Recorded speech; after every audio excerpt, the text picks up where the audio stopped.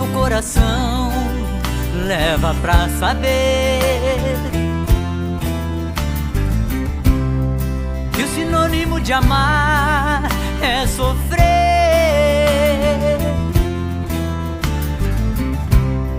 No aroma de amores pode haver espinhos. É como ter mulheres e milhões e ser sozinho